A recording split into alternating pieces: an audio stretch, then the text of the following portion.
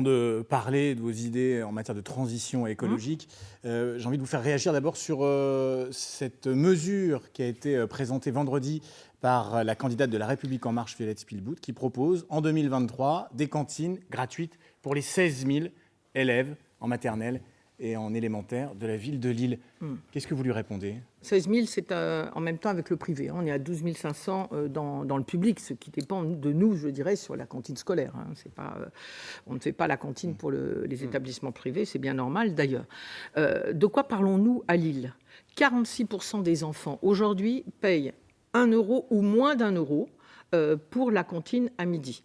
29% d'entre eux payent 50 centimes d'euros, un demi-euro, pour un repas qui nous coûte 11 euros.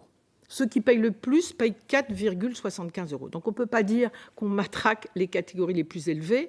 En 2008, j'ai pris cette décision de diviser par 2 le prix des cantines parce que j'ai vu qu'un certain nombre d'enfants n'y venaient plus. Donc ça, c'est la première chose. Mais on met beaucoup d'argent, en revanche, pour avoir aujourd'hui 40% d'aliments locaux, le bio, qu'il faut encore augmenter, mais il faut qu'on ait de la production plus importante autour de nous. C'est une mesure de justice sociale, d'égalité. Attendez, j'y arrive. Donc, chez nous, les enfants payent, comme dans tous les domaines, selon les revenus des habitants. La gratuité, ça sera un cadeau de 87 euros pour les plus pauvres et de 826 euros pour les plus riches, si je peux dire ainsi. Où est l'égalité ici ? Et puis alors, regardez toutes les expériences qui ont eu lieu, très peu dans des petites villes, et tous les spécialistes le disent, quand on met la gratuité, il y a un appel, évidemment. Donc, nous, il y a 25% des enfants qui ne viennent pas à la cantine, par exemple.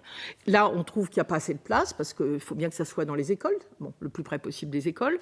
Et on fait les choix de prendre les parents qui travaillent et les enfants des parents qui travaillent. Et dans ce cas-là, les plus modestes sont exclus. Voilà, donc une mesure qui apparaît comme une mesure de justice sociale, qui est plus une annonce un peu démago, je crois qu'il faut dire les choses telles qu'elles sont, c'est en fait injuste, proprement injuste. Voilà, et je ne vois personne aujourd'hui, aucun enfant ne va pas à la cantine à cause du prix. Et je voulais vous dire aussi que quand c'est le cas, on a à peu près 300 enfants qui payent 0, parce que là, la situation des parents ou d'une femme seule en grande difficulté l'impose. Voilà. On